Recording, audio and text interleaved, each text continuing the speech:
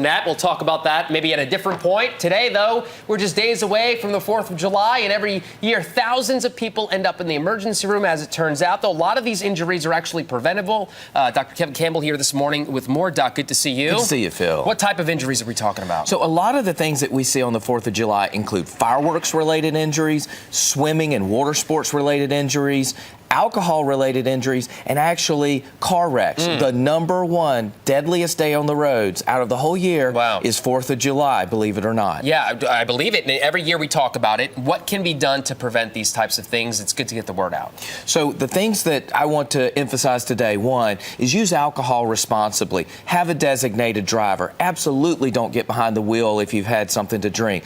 With respect to fireworks, leave it to the professionals. It just makes sense. These guys have all the right equipment, and they have emergency crews in place. If you're going to do your own fireworks, have a fire extinguisher handy.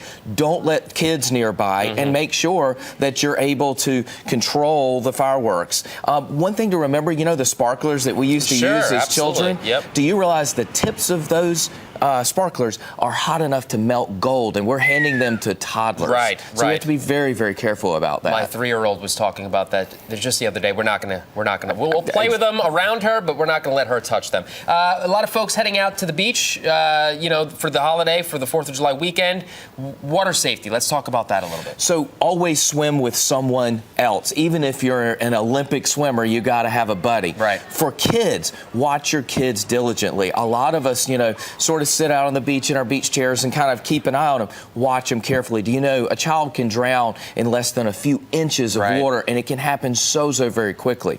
And as Bill will tell us with the hurricanes and things like that offshore, we may have rip currents and other things like that that are going to make it even more treacherous in the ocean this weekend. Any other safety tips before we go? I think the most important thing I can tell you, leave fireworks to the experts.